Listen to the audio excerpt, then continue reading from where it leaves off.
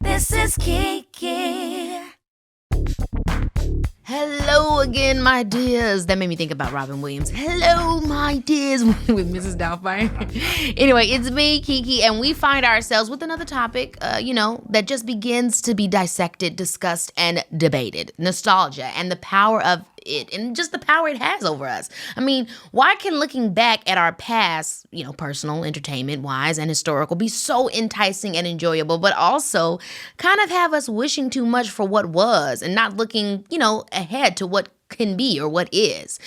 Were the 90s really that great, or do we just miss that part of our lives? Today, we are talking to someone who brings up all the nostalgic feelings. I am talking to Danielle Fishel, a.k.a. Topanga from Boy Meets World, to talk about our culture's obsession with the past. But first, let's go down the rabbit hole with Mama Sharon and my partner, Darius, and little Leo. You might hear him little burps or gurgles, but he's also, the little cooing, he's here with us. But let's get into it. Hey, y'all, what's up?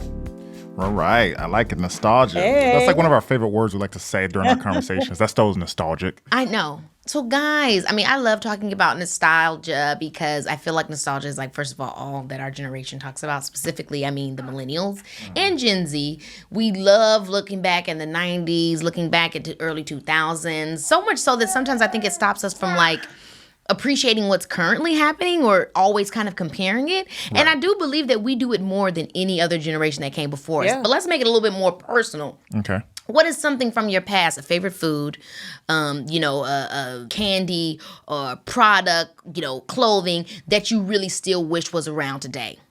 I got one immediately that comes off the top of my head. I actually do enjoy, for me, I loved it as a kid, playing outside. I honestly do miss, going through my neighborhood. Anytime I go back to my mom's house, and then I just see how the streets are now empty now. I was like, man, at one point, about what, not even 15, almost 20 years ago at this moment in time, we were still, we were outside, we were running the streets, running amok. I remember one time we had the ice cream man chasing us because we kept throwing rocks at his truck. Those kind of moments that just captures us kids that you see even during the movies, like The Sandlot, all these movies, Goonies, where just kids are just running around town, just running amok.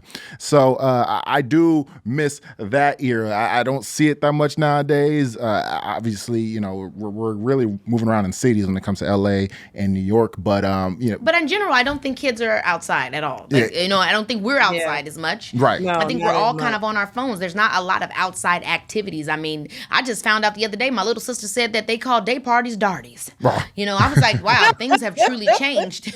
So I do think the outside, or just the interest of being outdoors, it is different now. Obviously you make your reality what it is, but it's interesting to see how it's like we're finding things in the atmosphere, in the cloud, more than we are in natural life. For me, what about you? I miss things like FUBU. I miss the energy of things like Rockaware, Baby Fat. I miss the Sean John. I miss the era of black-owned businesses and fashion and kind of just a lot of new ownership that was happening in that day. Baby Fat. We think about it that was the era where, Diddy was one of the first people that had his own label, or at least a label adjacent, or Master P. He was, started his crew. And so it was kind of like the first time we were seeing a lot of black people coming into positions of power and kind of speaking on ownership.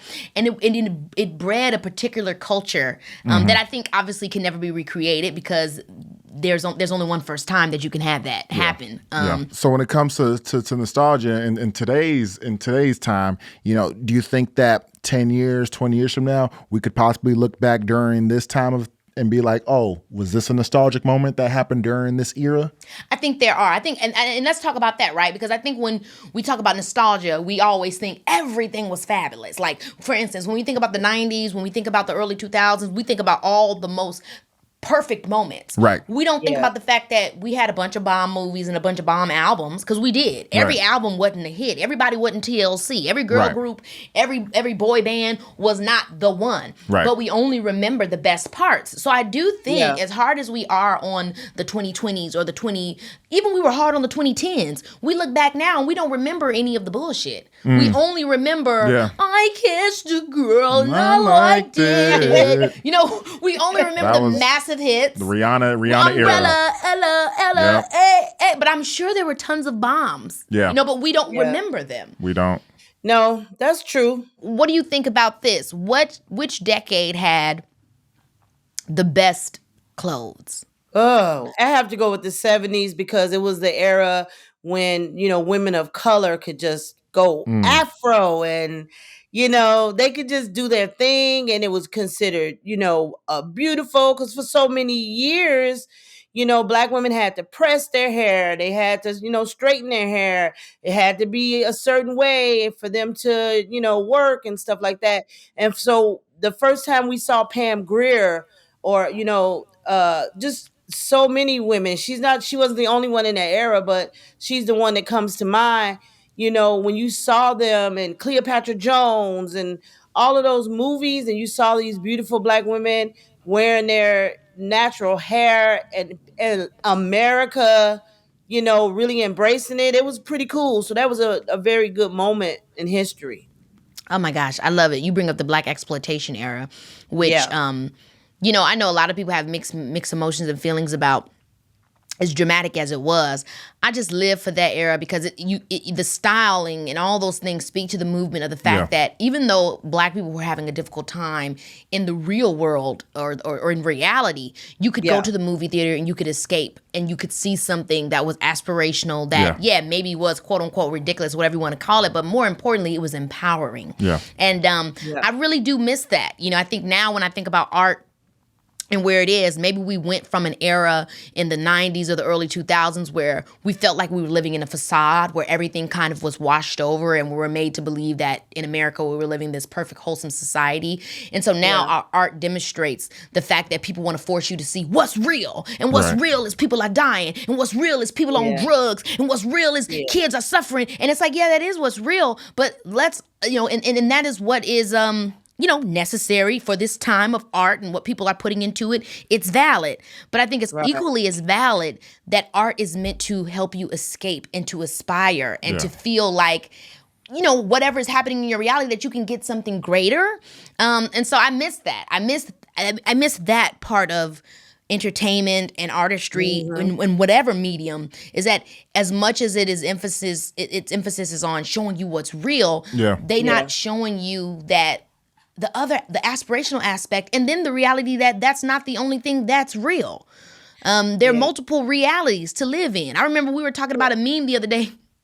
It was a TikTok where it was like, I'm living my soft Black boy era. And it was like a Black guy in his house playing with his dog on his computer eating chips. And I'm like, so what the hell are other Black boys living like? If this is supposed to be a very specific living, like, why is it that our imagery is so right or left? Nothing is in between. There's not a lot of gray areas. It seems like today, for sure, we're really struggling to find a bit of an identity for this new age, this new era that we're in. Yeah, it's interesting. But another part of the nostalgic era is the classic TV show songs. Oh my gosh, them theme songs. What's your favorite?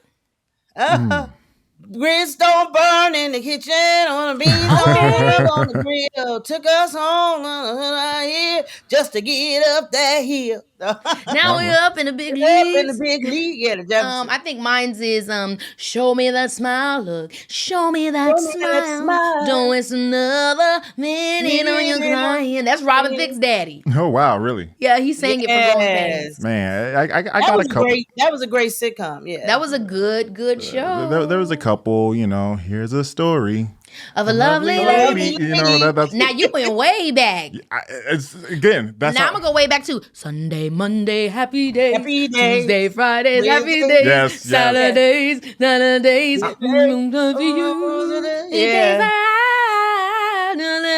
know what? When you look back on those old multicam sitcoms, I'm telling you guys, they had really deep undertoned message.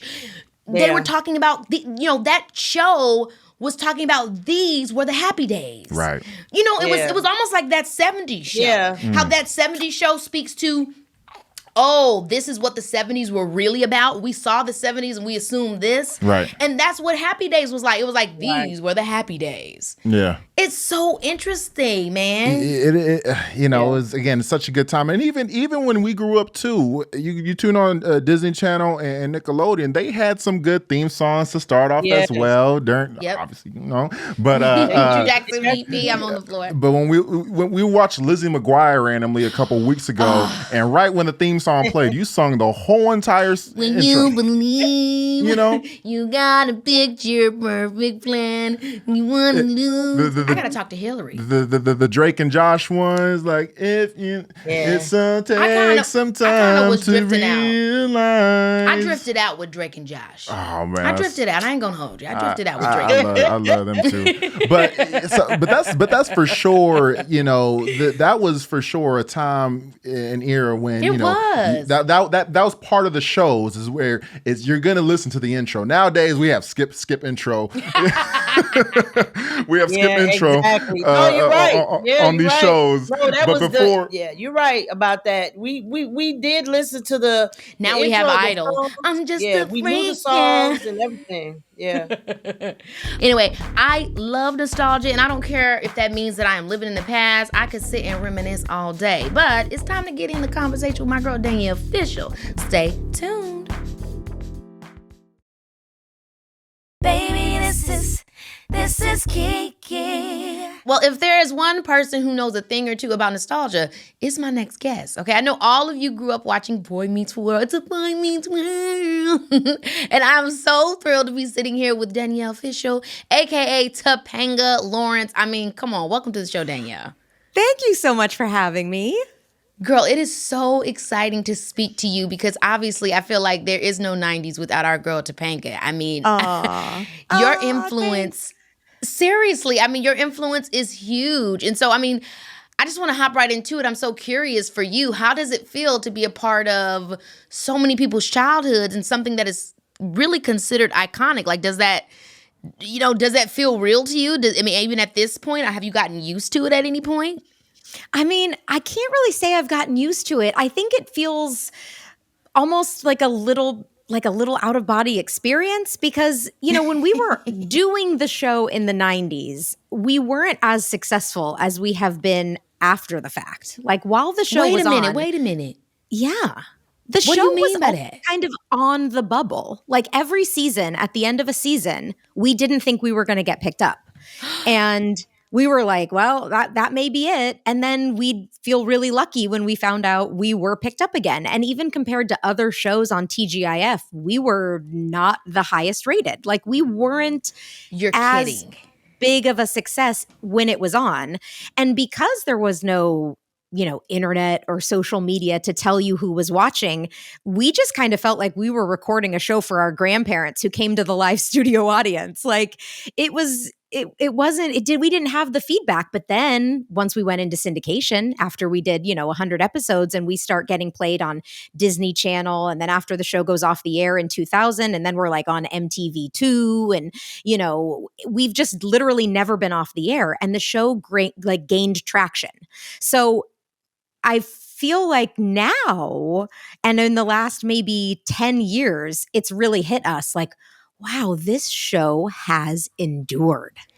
I think that's really important to hear what you're saying because I think a lot of times we assume that success or popularity or, something having impact is a thing that you'll immediately feel. And I talk about that a lot with a movie I did. I did this movie called Akeelah and the Bee that has gotten so much more popular after the fact. When it came out, it was like not necessarily considered what is the word I'm looking for? A success in the box office. But then with DVDs and all this extra added time, Disney Channel picking it up. And, it's so true because it's like, wow, time goes by and all of a sudden you realize that you did something that I guess people really love and hold dear. So I'm curious when you were filming it, and maybe you've already answered this question, but Boy Meets World also started a lot of trends. I mean, even when we think about you, Topanga, the character, I mean, the long hair, no layers, just straight to the butt. At that time, was that just you? Or was that a specific choice that you guys made for the show? Or how much of that was just you guys in general? That was just me. I had long hair down to my butt from the time I was like 2 or 3 years old. That was the hair I had. And it wasn't then until we were season 3 or maybe it was season 4. I think it must have been season 4 of the show. During that summer, that season between 3 and 4, I was like, please let me cut my hair, because I just, at that point, I was done with it. I was like 14, 15 years old, and I really wanted to cut it. And I knew I had to ask permission. And our executive producer, Michael Jacobs, didn't really want me to cut it. And he was like, no, Danielle, please don't cut it. And I said, I really want to. And he said, fine, if you're going to insist on cutting it, let me at least write an episode about it.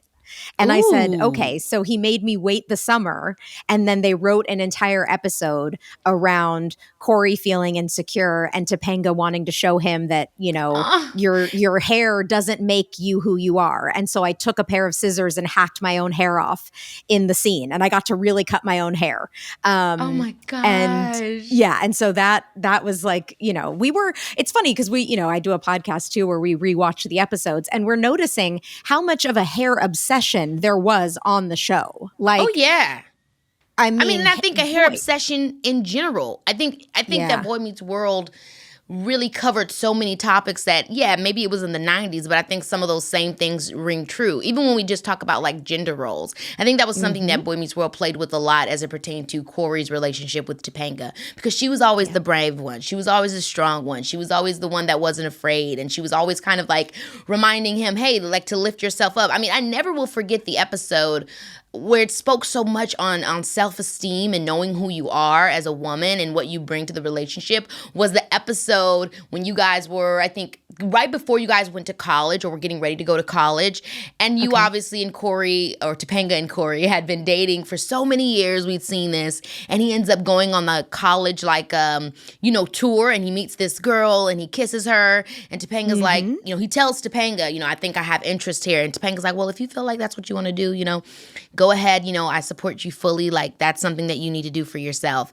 And then when he comes back, Topanga's like, well, the fact that you needed to do that already let me know She that, set him up. She was like, well, if you want to do she it. said, I just love that so much, because I think, I don't know, so much of what the show showed or taught us, I think still rings true today. And it makes me wonder, like, why do you think that the show was so special? As somebody that actually was on it when you guys were coming up with these storylines and finding new ways to talk about these very important topics, what did it feel special while you were doing it? It did feel special while we were doing it. I don't think we paid as much attention. Rewatching it now, I'm absolutely struck by the adults on the show and the way the adults are portrayed, and how one of my favorite things about it is how Boy Meets World really plays with that gray area of life.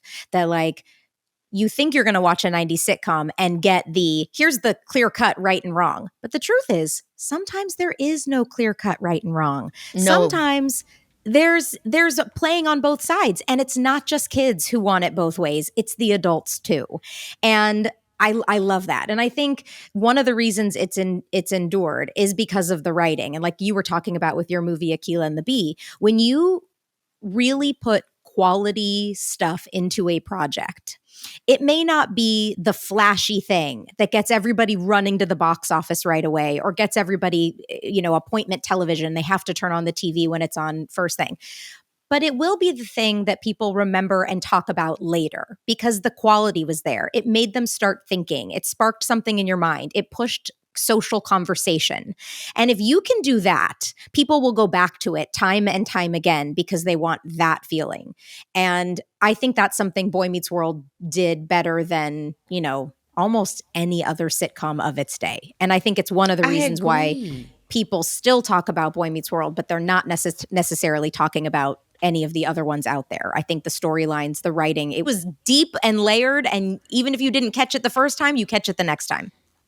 And I wonder if it's kind of like the way that we, obviously when the reboot happened, everybody was extremely excited and everybody was so excited to see how you guys were going to change it and put your spin on it. But I think it's so interesting. It's like, I want to ask you, especially with you rewatching the shows and getting back into it on your podcast, what do you think it is that makes us want to always revisit the past, right? Like is it just that there are really no shows like Boy Meets World out there? Or is it just because we, as a generation want to feel what we felt the first time that we watched it again?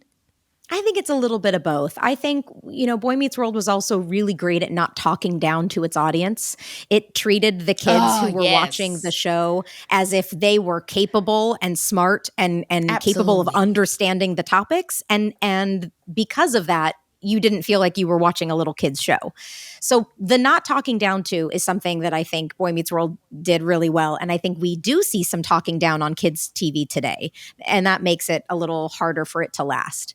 And then, I don't know, talking about the reboot, it was like the reboot felt to me, I feel like it was a missed opportunity. The reboot needed to be one of two things. It either needed to be full reboot where you bring back the entire cast and you lean into that and you play into it the way Raven's Home did in a really great way. With it was like they brought back the original cast and they just leaned into it and they had kids now, but it still was Raven's Home. It was about Raven.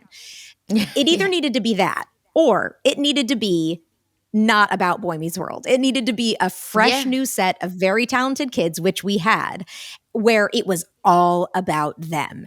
But the Boy Meets World fans heard it was kind of a reboot and they were like, oh, I want to go and watch this. And then they were like, why is it just about these kids? And then the kids who were watching it were like, who are all these old people they keep bringing back? They tried to ride the line a little too much. And I think that's one of the reasons it didn't land.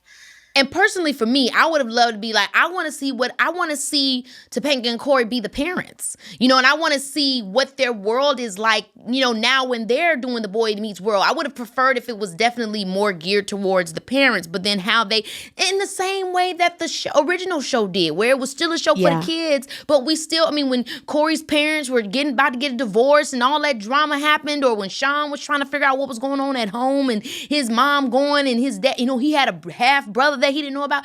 Still give us the adult tea, but also give us the kids' life. And I think, when I think about nostalgia and the 90s in general, I do feel like there was this thing where people weren't afraid to talk about the real issues on shows. And I do feel like now with kid shows, they expect the kids not to know as much, or, we either are getting euphoria or we're getting absolutely nothing's happening in this universe. And I wonder I don't know. I wonder what that is. Is it just, are we it's so, I always ask myself this question. Why are we so afraid to put real things in kids' shows and talk about things in the way we used to? Well, I think so much of it is, Boy Meets World was on during TGIF on Friday nights, and families sat down and watched the show together. So our show and all the shows that were on in that block looked at it like, we have to entertain everyone. You may have a grandparent watching the show and we need a joke for them. You may be the parents who are in your 30s. You're going to be watching. We need to cater to you. And then we're going to have some teenagers and maybe a little sister who's 5 or 6 years old. We have to entertain all of them and we have to keep them all hooked. So we have some jokes that go right over the kids' heads and we have other jokes that for the parents, it's not super funny to them, but the 6-year-old is cracking up. Now, the way our TV viewing is, it's such a dichotomy. It's either parents putting their kids in front of the TV and saying, I'm not going to be able to sit here and watch this with you. So I want to know, there's nothing that could come up. When we did an episode of Boy Meets World that involved drinking, the parents were right there to use those episodes as a teachable moment. Let's talk about what happened. What did they do? And I miss that. I miss TV being a thing that entertains you, but also really sparks conversation in your family and helps be like a teachable moment. And I think so much of it now is that we're just watching TV separately. Kids are watching it by themselves. Parents are doing something else. A good point that you're making, that honestly what separated a lot of those 90s shows was that they were set up for co-viewing. And I don't think that there's a lot of co-viewing happening outside of you every once in a while your Disney movie reboot, like The Little Mermaid or Snow White or whatever you have it. People feel like TV is for us in all of our rooms separately. You're watching that network, I'm watching that network, and it would be nice if we had something like TGI Fridays again. I don't even know, maybe you know the answer. It's like, why did that become obsolete? Why was that only a thing in the 90s, I wonder? I do not know. And it was, it was on for a while. It started in the 80s and then went all the way through the time that Boy Meets World went off the air into 2000. So it ended sometime in the early aughts. They did try to bring it back. ABC tried to bring back a little TGIF block. I don't know. It didn't work. And I'm with you. I would be there for it. I would love it. I would I would want to sit down and watch that again. I would do that in a heartbeat. So, yeah, What's one I of don't know. your favorite episodes of Boy Meets World? And it can either be that you watched or Yeah. like or one that you loved when you filmed it. Well, one of my answers is a little bit of both. I have very strong memories of filming it, and it's special to me. And then also in doing the rewatch podcast, I just saw it recently and was reminded how much I love the episode. But there's an episode where Corey and Topanga have to work on a project at school, and they end up staying in like the editing booth at school late, and they both fall asleep and end up spending the night Oh yes, at and, the school. They start their And room. janitor Bud and Feeney find them in the morning, and Topanga's like got her leg, draped over Corey, and it becomes this rumor in school that Corey slept with Topanga. Yep. And at I first, remember Corey this. is like, no, it's not like that. And then people start thinking he's really cool, and he just kind of goes with it. And Topanga has this very powerful scene where she walks into his kitchen and she's like, all right, everyone thinks you did it. So go ahead, Corey. You want me? Take me. And just completely catches him off guard. And she just says, I thought we were friends. And I don't like who you are anymore, and walks out. Rewatching the show, do you realize how iconic Topanga was? Really, when I look back on it now, it's like that is a character that would still ring as true in today's day because she was not afraid. She was a feminist. She was like a feminist in a time where it wasn't like necessarily trendy. She was not afraid to tell somebody what she felt. You know what I mean? She was such a tough character. And I mean, did they ever talk to you about that when you were doing the show? Like that this is what we want her to represent, or was that just the material you were, met with? That was just the material that was there when I came into it. And then over the course of time, then there were those conversations. Like one of the reasons that episode is so important to me is that I remember those conversations about who Topanga was and what she was trying to say and what she was trying to get across specifically in this scene, and how this episode was affecting her as a character. And I remember thinking, I don't know where else I could see a character like this out there right now, especially who's 13 years old. Right. She was just so incredible. And the thing I love the most about her is that when she had a strong opinion about something, she was perfectly comfortable telling you it. But when she didn't have a perfectly well thought about something, she was okay saying that too. You know what? I haven't thought about that yet. I'll get back to you. And I love that just as much as I already know the answer. I love someone who's comfortable enough going, haven't thought about that, but let me get back to you. She was very inspirational. And I wonder, for me as a child actor, and I think as an actor in general, but especially when you're a kid acting, your characters rub off on you and the material that you do rubs off on you. How much do you think that Topanga, kind of impacted who you were as a person? And then also working on the show. I mean, this show, people grew up with you guys and you guys grew up on the show. I mean, the first season, you guys were like 13, 14, and then you ended like in college, like full-fledged adults. I was on the show from 12 to 19.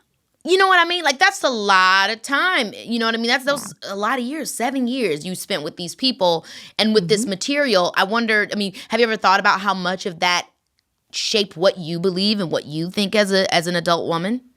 I have thought about it all the time, and I don't know where the line is. It sounds like a cliche, kind of cheesy answer, but it is the truth. I always say Topanga is just the other side of my heart. Like, I couldn't tell you where she ends and where I begin. I know when I started Boy Meets World, I was, very different than her. She was a flower child, and she was quirky, and she was way smarter than Danielle could have ever hoped to be. But as the years progressed and Topanga got influenced more and more by Danielle, I think Danielle became more and more influenced by Topanga. And wow. Yes, I literally think it and say it all the time, if not every single day. How lucky to have been able to be the person to bring that character to life. Because if you think of all the iconic characters you could have been or things you could be famous for, is there anything better than being famous for being like a badass, smart, confident girl who has no problem telling you what she's thinking. Like, I'm so proud to have been that role model. You should be. That's a character that you should be proud of. And the thing is that she impacted every corner of every walks of life. Whether you were from the kind of neighborhood in Boy Meets World or not, Topanga found her way to every hood everywhere. You know, we all loved her around the world. And like you said, generation after generation, even my niece and my nephew who are Gen Z, I mean, they're not even Gen Z, they're Gen Alpha. They watch Boy Meets World with my sister and I. So it's like she continues to impact generations after generations. And I think the reason why, it's because of all the things you're saying. But I do wonder if, I know you were saying that when the show first came out, it wasn't necessarily that popular. Obviously we weren't in the social media era, so maybe fame was not it was not maybe in the same way that it is now where kids are running up to you everywhere. But I'm curious if being Topanga and any kind of popularity that you had with that character affected you growing up. Like, did people kind of only see you in that way? You know what I mean? When you would show up to a party or if you went to real school. I'm not sure if you were homeschooled or not. But when you were living your own life, having a character on television that everybody kind of knows, did that make it difficult for you growing up in real time? I am so grateful that it did not. For one thing, I'm very fortunate that my parents were not. They had no interest in the entertainment industry. They didn't want me to be in the entertainment industry. If they could have persuaded me away from it, they would have.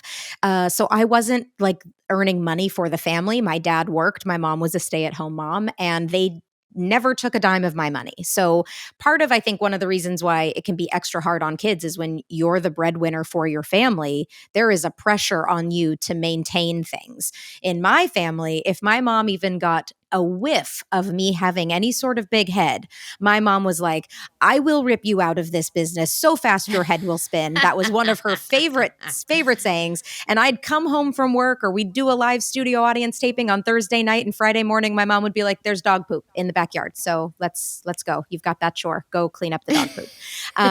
And I did go to regular school. Wow. I grew up in Calabasas. Kid actors are pretty common around here. And my school was very understanding. They would put together my curriculum for the week from all of my teachers, and leave it in the nurse's office. My mom and I would stop in at school and pick it up, and I would take it with me to set. If I was going to be on set that week, I'd work with my set teachers. And then the minute we had a hiatus week, I was back in my regular school. So I went to every football game, every school dance. I, got to pass notes to boys in the hallways of high school. And it was just, thankfully, also the people at my school didn't really care. Like in junior high, when I first started there, they were like, where do you go? Like, where do you just disappear to? Like, you're in class 1 week and then you're gone for 3 weeks. Where are you going? And so they would never watch the show? Some people did. Certainly by the time I was into high school and the show had been on for 2 or 3 years, everyone was like, oh yeah, she's on Boy Meets World. But, like I said, I was in Calabasas. It's a pretty, if there weren't other child actors at my school, which there were, Gabby Hoffman went to my school, Vanessa Evigan went to my school. So there were other people who were acting, but if not the kids themselves being actors, some of their parents were actors. It was not like super uncommon. And so nobody really cared. I wasn't treated like I was special, and nobody also really tried to bully me either. It was just like, yeah, that's what Danielle does, and we've known her for years. Baby, this is Keke Palmer, yeah.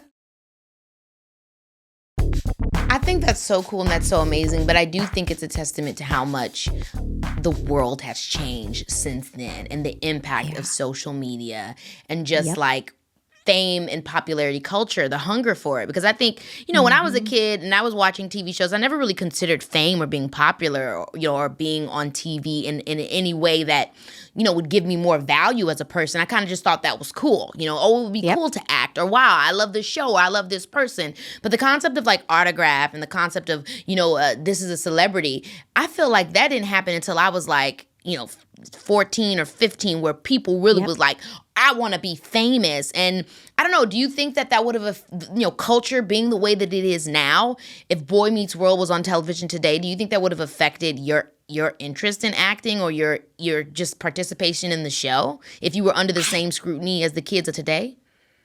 Oh man, I don't know. I feel like at the time doing it, any sort of attention, it used to make me, it would make me uncomfortable because I was always worried about the people I was with. Like, I always felt like when I got recognized or something happened, I would always think, I'm ruining everybody's time. I'm ruining everybody's time. Too. Ooh, and so it made me so uncomfortable. So I think if it was the way it is today, I would probably not even have the interest in it. I would probably think, I don't want that. I don't want that at all. But like you, I didn't even know that was part of it. To me, I mean, I got into acting because there was a girl I looked up to in my elementary school. She was a couple years older than me, and I thought she was so cool. And she came to school one day and said, guess what? I got an agent. I'm going to be a model and I'm going to be on TV. And I was like, well, if you're going to do it, that's what I want to do too. That was it.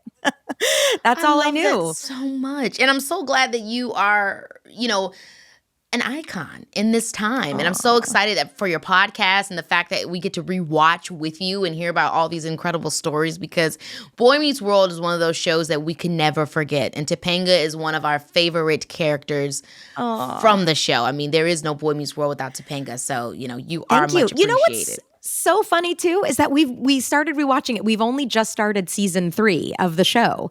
Ooh. Topanga is in so few episodes in those first 2 to 3 seasons. I was shocked. In my mind, it took up so much of my life when I was 12. I just loved every moment of it. I waited with bated breath to get every script and every word, and I wanted to be there all the time. And to me, it was like, it was my entire life. And then I'm like, season 1, I'm like, I think I'm in like 4 or 5. And then season 2, it's like, wait, I'm still only in like 4 or 5. So I'm just now getting into season 3. It's been really shocking to me that Topanga must really make an impact in those later seasons.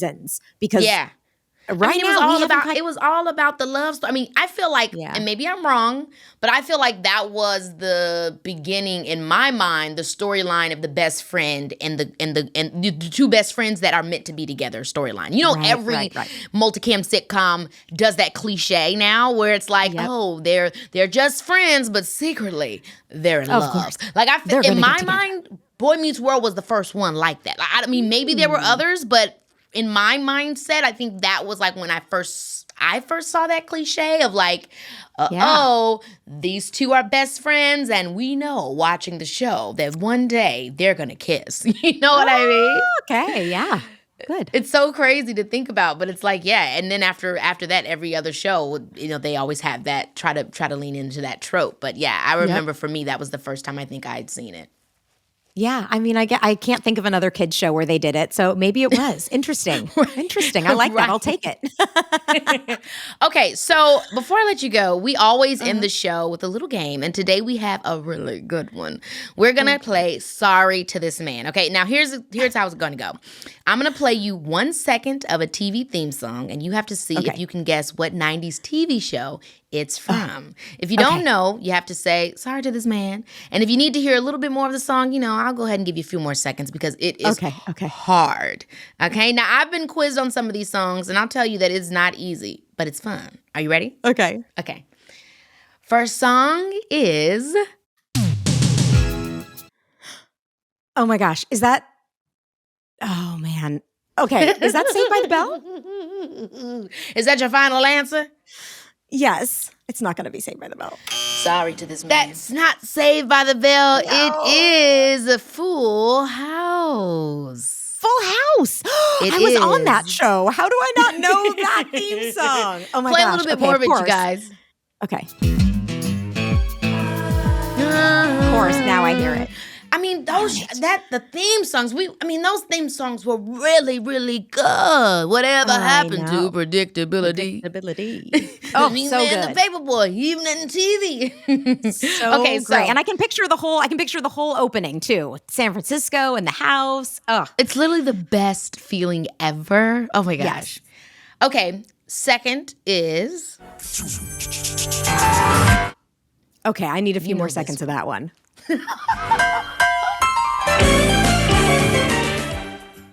I have no idea. It's the same singer from the Full House one. Does that help you? Same singer from... Can you play it one more time? I am terrible at this. It's a rare condition. This day and age. What is this Reading a good book or newspaper plate. Love and condition. It's a rare design. Sorry, It's Family Matters. Family Matters. Man, I'm telling you, I am the worst at this. I'll like know the whole song and go, yeah, I have no idea what show that is. I knew the whole song. I know. And I mean, so many of these were also TGIF, I think, as well. Yeah. Oh, yeah. And I watched the whole block through all of the 90s and still won't know any of these because This one you're going to know. If you don't know, if this one you don't know, then girl, I don't know what we're going to do with you. Just forgive me. Okay, here we go. Oh, come on. Fresh Prince of Bel-Air. This is a story all about how my life got the upside best. down. Just the best. Okay, now this one, I don't know if you're going to know this one, but it's up there, so let's see it.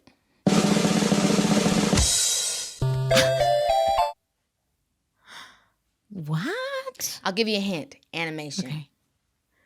Animation. It's not the Give her another little Animaniacs. taste, guys. Oh, is that Rugrats? Yes, you got it. Yes, that's it. Yes, come on. Little Great. I Tommy loved that show. Pickles. Mm-hmm. Okay, let's get her the next one. Number 5 is, you're doing really good at this, Danielle. I don't know. I'm 50-50.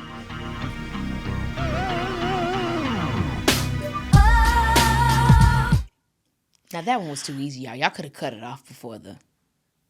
Is that? Oh gosh, that goes. What about your friends? Well, wonderful. You know the group. I know. Yeah, I know. That I is do the not- group. When you hear that T-Boz. Yes. Okay. TLC did a theme song for a show. Yes. How do I not know most this? iconic. Girlfriends? This is. I'm so bad at this, and you are so good. You could do anything, and I'm let's just going to play sit it here and for stare her at you. again, guys. Play the whole I'm so thing. sad. You're gonna know this, babe. You're gonna know. I am. I'm going to be so. I'm just. This is all that. This is all that. Sorry. That- all that. man. The kids how did I- SNL. The best. I loved. best. Yeah. Is that Amanda Bynes? Amanda Bynes, Kenan Yeah. Thompson, Kel Yes, Mitchell, Kenan, Nick Kel, yes. Cannon. Wow. What Lori a Beth cast. Dimberg. Yeah, it was honestly first of all, shout out to Brian Robbins, who now freaking runs Paramount. But Tolan Robbins, I mean, they really were amazing when we talk about the whole early Nickelodeon days and all that. I mean, just genius. A little kids SNL. I know. I mean- why is there not more of that? Man, that's what I'm saying, girl. When I think about it, Danielle, I'm just like, what? I always ask myself this question.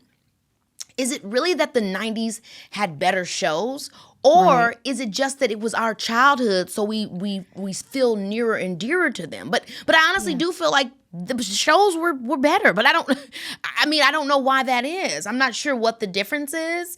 Yeah. But man, I feel like the kids' shows really were just incredible.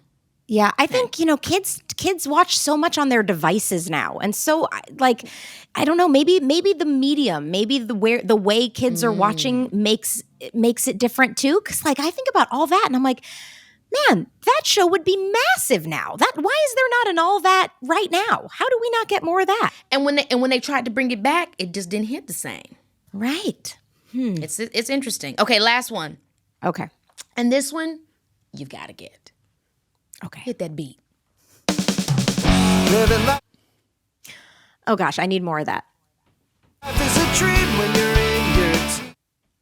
Well, What you're doing, your friends are only. Oh, that's Boy Meets Yes!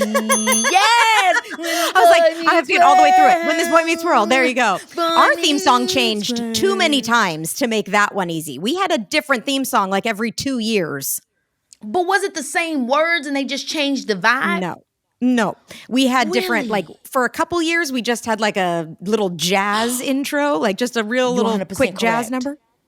You're 100% correct. I forgot about that. I just forgot. Yeah. But the one I remember is When the Boy Meets World. I think And this that's- is when y'all were like high school. Exactly. That may have been like season 6, season 7, maybe even 5, 6, and 7. Those were the later years. I think that's but- right. Yeah, man. theme songs. That's another thing. You don't have intros or openings like that anymore. You don't. I mean, you have them, but they're like you said, sometimes they're like a little twiddle-deet or a little tweedle-dot. It's not like real. Right. It's crazy, Not like you could man. start like a whole playlist of just theme songs. Which with the 90s, you could have a full you playlist could of 90s. do. Yeah. Well, anyhow, Danielle, you did really great at Sorry to This Man. I'm going to give you your clap, clap, clap, clap, clap, clap, Thank clap. You did you. really good at that game. And it was awesome talking to you. And everybody's got to check out your podcast if they want to go down a little Boy Meets World lane. I mean, it's one of the best lanes you can go down. And thank you for your time and coming to Baby This is Keke Palmer. Thank you so much for having me. Such a big fan of you. You are just a true rock star. Oh my gosh, you. Thank you. So we have reached the end of this week's episode. Isn't that right, Leo? And I mean, what a blast it was. Thank you guys for hanging out and joining. And until next time, you know it's your girl. Baby, this